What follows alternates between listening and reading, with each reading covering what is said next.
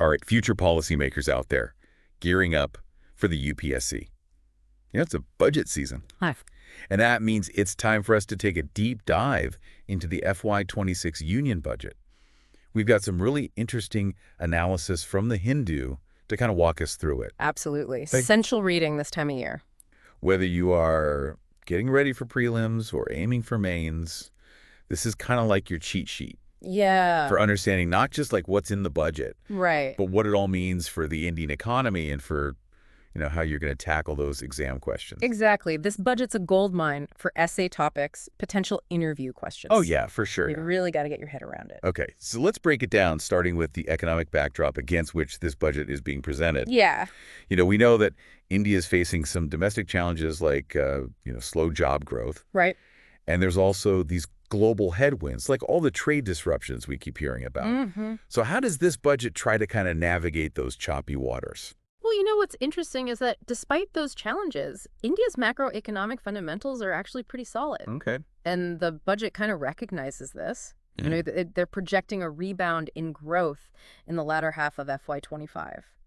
But at the same time, it doesn't shy away from the fact that we need careful fiscal management. So that's why we see such a strong emphasis on fiscal prudence in this budget, right? Yeah. The Hindu analysis mentions this reduced fiscal deficit target of 4.4% of GDP. Right. And a controlled revenue deficit, both lower than pre-pandemic levels. Yeah.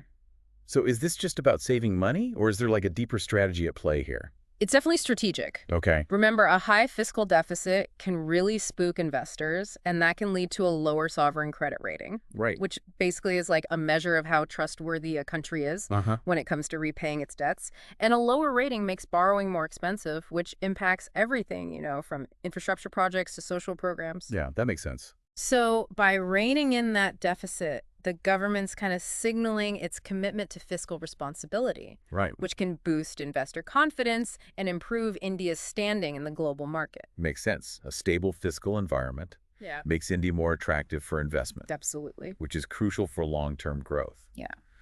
But what about the more immediate impact on people's lives? Yeah. The Hindu analysis also highlights some significant personal income tax reforms. Right. What's the thinking behind those, and what kind of ripple effects could we see? Well, those tax reforms, they're aimed squarely at putting more money in the hands of the middle class. Okay. And the government is betting that this will boost consumption and stimulate demand across various sectors. Okay. Think retail automobiles, even things like travel and entertainment. So kind of the classic case of trying to stimulate the economy by putting more cash in people's pockets. Exactly. And letting them decide how to spend it. Why? But couldn't this also lead to inflation? Sure. If demand outstrips supply? That's certainly a risk. And there's also the question of whether consumers will actually spend that extra income or choose to save it. Right. Especially given the economic uncertainties that we were talking about earlier. Yeah, it all depends on whether people feel confident enough about the future to open their wallets. Yeah, consumer behavior is a key variable here. Right. The Hindu piece also mentions the budget's impact on the real estate sector. Oh, yes. Specifically, this new provision allowing tax benefits on 2 self-occupied houses. Right. Why is real estate such a focus? And what are the potential implications? Real estate is crucial for the Indian economy. Okay. And not just because of the housing it provides, but because of the vast network of industries it supports. Okay. Think construction materials, jobs for skilled and unskilled labor bank loans, and so on. Right. It's a major driver of growth and employment. Okay. And those tax benefits on 2 houses are aimed at encouraging more investment in this sector. Yeah. Hoping to create a ripple effect that will boost the overall economy. So the government's hoping to see a surge in construction activity, creating jobs and pumping money into the economy. Exactly. But there are also concerns about a potential reduction in capital expenditure, or CapEx, Right. which is usually a key driver of long-term growth. Right. The Hindu piece flags this as a point of debate. Yeah. What's the real story here? Well, it is true that the revised CapEx allocation for FY25 was lowered to 3.1% of GDP. Okay. But this was mainly due to delays caused by the 2024 elections. Okay. It's not necessarily a sign of reduced commitment to infrastructure development. Okay. In fact, the government made record December disbursements for capital expenditure, Okay. showing that they're still prioritizing infrastructure. Yeah. And for FY26, the CapEx budget remains stable at 3.1% of GDP. So it's more about timing than a shift in priorities. Exactly. But why is CapEx so crucial? We often hear it touted as the key to unlocking long-term economic growth. Right? What's the connection? Think of it this way. CapEx is like investing in the foundations of a building. You need strong foundations for the building to stand tall and last for years. Uh-huh. Similarly, a country needs robust infrastructure. Roads, railways, ports, power plants to support economic activity and facilitate growth. Mm-hmm. CapEx creates assets that benefit the economy for years to come, attracting investments, improving connectivity, and boosting productivity. That makes a lot of sense. Yeah. But what about those intangible gains? Yes. The Hindu analysis mentions they don't sound as concrete as like bridges and highways. Right. What are they and why are they important? Intangible gains are those factors that contribute to long-term growth but are harder to quantify. Okay. Think about things like improving the ease of doing business, creating a more efficient tax system, and reducing unnecessary regulations. Mm-hmm. These might not have an immediate visible impact on the economy, Right. but over time they create a more favorable environment for businesses to thrive, attracting investment and boosting productivity. So it's like creating fertile soil Exactly. for the economy to flourish. These intangible gains might not be flashy, but they're essential for long-term sustainable growth. Exactly. And this budget seems to be taking a two-pronged approach, combining tangible investments like CapEx Right. with these intangible reforms to create a more dynamic and competitive economy. This is already a lot to digest, and we've barely scratched the surface. I know, right? What else should our UPSC aspirants be paying attention to as they delve deeper into this budget? I think they really need to keep an eye on the fine print, Okay. particularly those sector-specific allocations and the potential impact on various segments of society. Right. Ask yourself, how might these tax reforms affect different income groups? Who stands to benefit the most from the CapEx spending? How will these measures impact employment opportunities in different regions of the country? Those are all great points. It's not just about understanding the numbers, but about analyzing their potential social and economic consequences. Something you'll need to do for those challenging UPSC essay and interview questions. We'll be back in part 2 to delve deeper into specific sectors and examine the potential challenges and opportunities this budget presents. Welcome back to our deep dive into India's FY26 budget, specially curated for all you UPSC aspirants out there. Absolutely. In part 1, we laid the groundwork, exploring those key themes, like fiscal prudence, tax reforms, and that delicate balancing act between CapEx and those intangible gains. Now, let's zoom in on a sector that always seems to generate a lot of buzz, Right. both in the economic landscape and in the UPSC syllabus, Yeah. real estate. Yeah, real estate. The Hindu analysis highlights some interesting proposals in this budget, Mm-hmm. with potential ripple effects across the economy. You're right. Real estate's always a hot topic. Yeah. And this budget's proposal to enhance tax benefits for self-occupied properties, allowing deductions on 2 houses instead of 1, Right. has definitely stirred up conversations. Okay, but for those of us who aren't economics whizzes, why is real estate such a big deal? Why does it always seem to be at the center of these budget discussions? Well, because real estate isn't just about building houses, it's deeply intertwined with the entire economic machinery. Okay. Think about it. When construction activity picks up, it triggers demand for a whole range of materials, Okay. like cement, steel bricks, and so on. Right. This boosts those industries, creating jobs and generating income. Okay. It's what economists call backward linkages. So it's like a domino effect, with one sector's growth pushing other sectors forward. Exactly. And then there are the forward linkages. A thriving real estate sector creates demand for things like furniture, appliances, interior design services, Right. all of which contribute to economic activity. Plus, there's the employment generation aspect. Construction is a labor-intensive industry, providing jobs for a wide range of semi-skilled and unskilled workers. So boosting real estate is seen as a way to address unemployment, which is a major concern right now. Yeah. Precisely. And then there's the financial sector. Real estate transactions often involve large loans, Right. which keeps banks active and helps channel funds into the economy. Okay. So you can see why the government often turns to real estate as a lever to influence economic growth. It makes sense from an economic perspective, but I'm curious, Do these tax benefits really work? Will they actually motivate people to invest in more houses? Well, that's a good question. Yeah. And the answer isn't straightforward.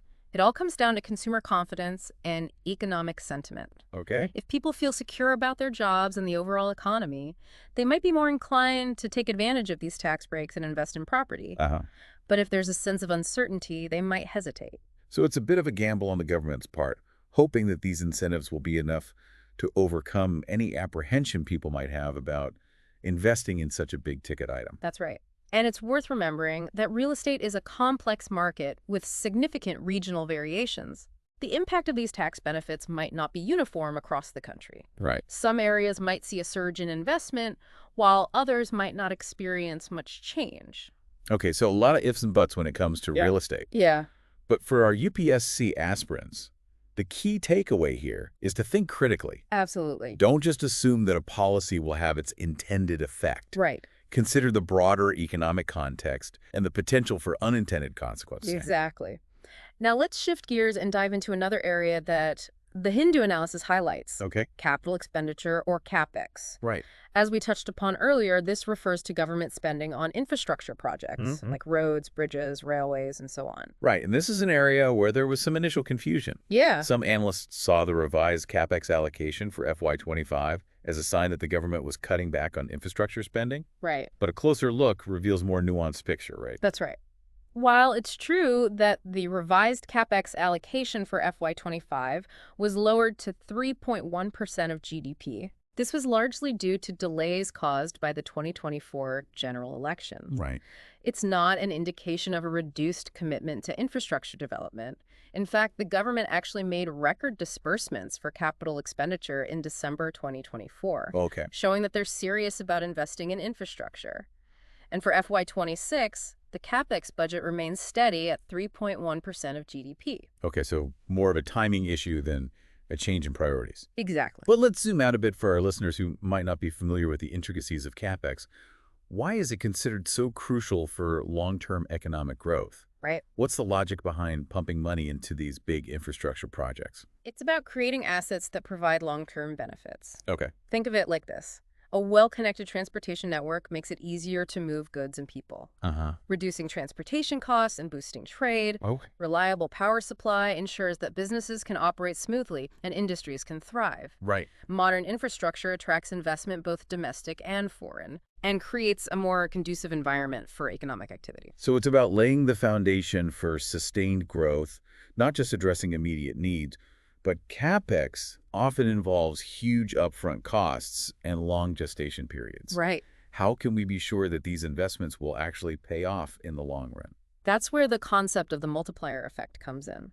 When the government invests in infrastructure, it creates a ripple effect throughout the economy. Okay. The money spent on these projects goes to construction companies who in turn hire workers, purchase materials, and so on. Right. This generates income and spending, which further stimulates economic activity. So it's like planting a seed that grows into a tree with multiple branches, each contributing to the overall ecosystem. Exactly. And the benefits of CapEx extend beyond just economic growth.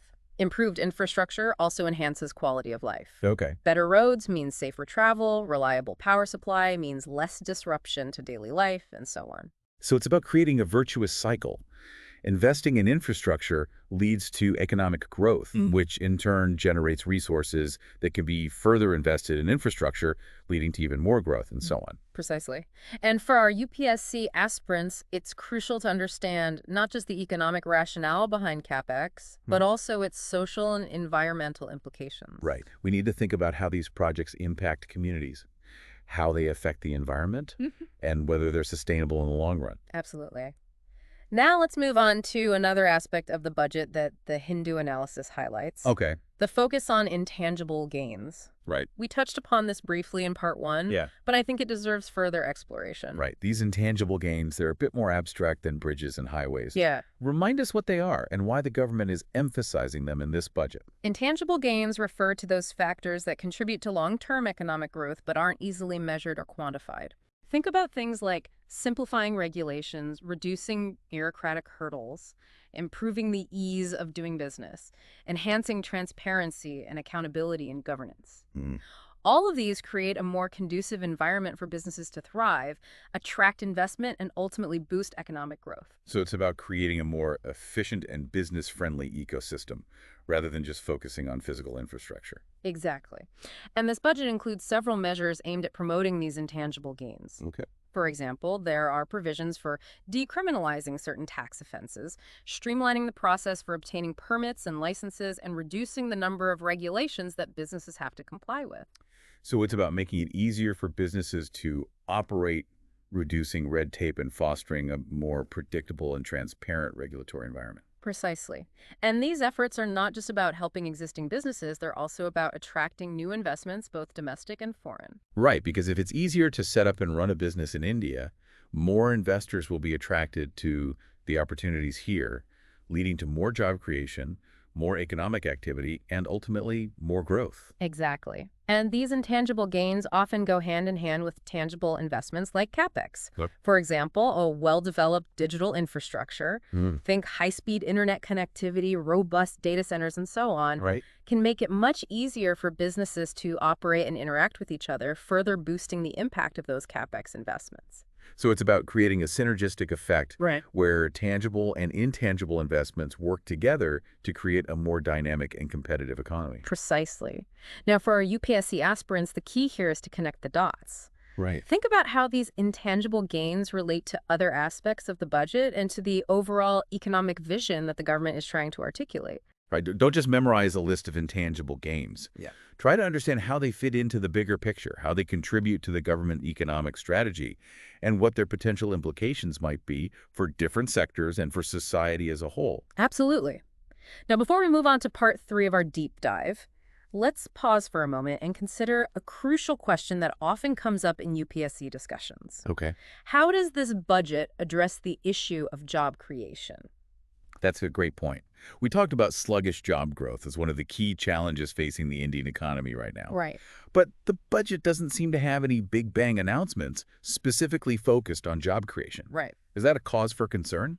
It's true that there are no flashy schemes or programs dedicated solely to job creation, Okay. but it's important to understand that job creation isn't a standalone goal. Uh-huh. It's woven into the fabric of the budget's various initiatives. So it's more about creating an environment that's conducive to job creation rather than relying on specific job creation schemes. Exactly.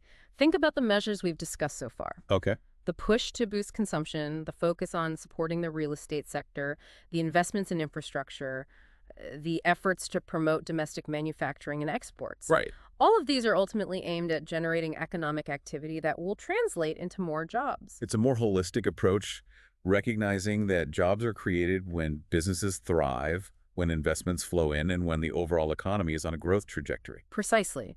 And while the impact might not be immediate, these structural reforms and investments are laying the groundwork for a more dynamic and job-rich economy in the long run. Okay, so the message here for our UPSC aspirants is to look beyond the headlines and analyze the budget potential impact on job creation through a broader lens. Absolutely. Think about how the budget's various proposals might create a ripple effect, leading to more jobs in different sectors and across different regions of the country. That's a great point. Now, before we wrap up this part of our deep dive, let's take a moment to consider the global context. The budget was presented against a backdrop of significant global uncertainty. Yeah. Potential recessions in major economies, persistent inflation in many parts of the world, and ongoing geopolitical tensions. Right. How does this global backdrop influence the budget's outlook and its potential effectiveness? That's a crucial question. Yeah. It's essential to remember that no budget exists in a vacuum. Right. Global headwinds can definitely throw a wrench in even the best laid plans. Yeah. A global slowdown, for example, could dampen demand for Indian exports, impacting our growth. Right. Volatile energy prices, which we're seeing globally, Mm-hmm. can fuel inflation, putting pressure on government finances. Mm-hmm. And then there's the risk of capital flight, with investors pulling their money out of emerging markets like India if they perceive the global economy as becoming too risky. So there are a lot of external factors that are unfortunately beyond India's control. But the budget seems to be acknowledging these risks and taking a more proactive approach to mitigate them. That's right. The emphasis on strengthening domestic resilience, boosting domestic manufacturing, promoting exports, and attracting foreign investment. Right. All of these can be seen as measures to create a more robust and self-reliant economy that can weather those global storms. Okay, so it's about striking a balance, Mhm. being aware of the external risks, while simultaneously working to build up internal strength and create a more resilient economy. Exactly. And for our UPSC aspirants, this global context is an important dimension to consider when analyzing the budget. Right. Think about how global trends might influence the effectiveness of the budget's various proposals, Yeah. both positively and negatively. Right, it's all interconnected. The global and domestic economic landscapes are intertwined. And understanding these complex interrelationships is crucial for anyone aiming to crack the UPSC. Absolutely. Now, before we move on to part 3 of our deep dive, where we'll explore the potential challenges and opportunities that lie ahead, let's take a moment to remind our listeners. To hit that like button if they're finding this deep dive helpful, to subscribe to our channel for more UPSC-focused insights, and drop a comment below with any burning questions they have about the budget. We're here to help you ace those exams. And we are back for the final part of our deep dive into India's FY26 budget, where we're breaking it all down for our UPSC aspirants out there. We've crunched the numbers, we've dissected the key themes, Right. and now it's time to kind of zoom out and look at the bigger picture. Yeah. What are the potential challenges Yeah. and opportunities that might shape how this budget actually plays out in the real world? Yeah, you're hitting the nail on the head. No budget exists in isolation. We've already talked about the global context, but it's Right. worth reiterating, how external factors can make or break even the most well-crafted economic plan. Yeah. This budget, it was presented against a backdrop of significant global uncertainty. All this talk of recessions in major economies, Right. persistent inflation in many parts of the world, and of course those geopolitical tensions that are always simmering. Right, those external risks are like unpredictable currents that can push the economic ship off course. Yeah. How could they specifically impact India's economic journey and the effectiveness of this budget? Well, imagine a scenario where a global slowdown reduces demand for Indian exports. Okay. That would directly impact our growth. Yeah. And then there's the ever-present volatility in energy prices, Yeah. which can really throw a wrench into the government's efforts to control inflation. Right. Higher energy costs trickle down to everything, Yeah. making it harder for businesses to operate and for people to afford basic necessities. So a lot of potential headaches stemming from factors that are largely beyond India's control. That's the reality of a globalized economy. Yeah. But that's also why this budget's emphasis on strengthening domestic resilience is so important. Okay. By focusing on things like boosting domestic manufacturing, promoting exports, attracting foreign investment, the government is trying to create a more robust and self-reliant economy, one that can weather those external storms. Okay, so a bit of a balancing act, acknowledging the global headwinds while simultaneously fortifying our internal defenses. Exactly. But even with the best defenses, the success of any plan hinges on execution. Yeah. And that brings us to a key challenge on the domestic front: implementation. Okay. We've seen in the past that well-intentioned policies sometimes fall short Right. because of bottlenecks in the system. Right. A budget is a roadmap, but you need a skilled driver and a well-maintained vehicle to reach the destination. Precisely. Mm-hmm. So things to watch out for include the pace of infrastructure development, Yep. how effectively those ease of doing businesses reforms are implemented, and whether the government can attract private investment, especially in crucial sectors like manufacturing and renewable energy. And of course, there's the big elephant in the room, job creation. Right. We've talked about it. It's something that will be closely watched. Yeah. Even if the economy grows, that growth needs to translate into tangible employment opportunities Yes. for people to truly feel the benefits. Couldn't agree more. The budget sets the stage, Yeah. but its ultimate success will be judged on how it impacts people's lives and livelihoods. Right. A rising tide lifts all boats, as they say, but only if those boats are seaworthy and their captains are skilled. Okay, so that's a look at some of the potential pitfalls, but let's flip the script. Yeah. What are some of the opportunities this budget unlocks for India's economic future? The silver linings. One key opportunity lies in India's demographic dividend. Okay. That young and growing workforce we keep hearing about. Right. If we can equip them with the right skills and create enough jobs, this demographic can become a powerhouse of growth. Right. It's about harnessing the energy and talent of India's youth Exactly. and transforming it into a competitive advantage. Precisely. And this budget takes some steps in that direction, with its focus on education skill development, promoting entrepreneurship. but it's a long game. Yeah. Success will depend on consistent and strategic investments in human capital. Another opportunity lies in the rising purchasing power of India's growing middle class. Yes. As we discussed earlier, the budget aims to put more money in their pockets through those personal income tax reforms. Exactly. And if that translates into increased consumption, Mm, it can create a virtuous cycle. yeah. Higher demand leads to increased production, which in turn fuels economic growth and creates more jobs. Okay, so a lot of potential on both sides of the equation, both challenges and opportunities. Right. Now, for our UPSC aspirants, this budget is like a rich tapestry woven with threads of economics, politics, and social dynamics. Absolutely. It's not enough to just memorize the numbers. Right. You've got to delve deeper. Analyze the budget's potential impact on various sectors, its strengths and weaknesses, Right. the challenges and opportunities it presents. Go beyond the headlines and think critically about the why behind the what. Exactly. And remember to factor in that broader context, both domestic and global, because as we've seen, everything is interconnected. And on that note, we've reached the end of our deep dive into India's FY26 budget. That's right. We hope this exploration has provided you with valuable insights and helped you connect the dots Yeah, between economic policies and their real-world implications. absolutely. A huge thank you to the Hindus for their insightful analysis of the budget. Yes. We encourage you to check out their article for a more detailed look at the numbers and the reasoning behind them. And as always, feel free to reach out with any questions or comments. Yeah, we're here to support your UPSC journey. Absolutely. If you found this deep dive helpful, hit that like button, subscribe to our channel for more UPSC-focused insights, Yes. and we'll see you in the next episode. Until then, happy studying and best of luck with your preparation.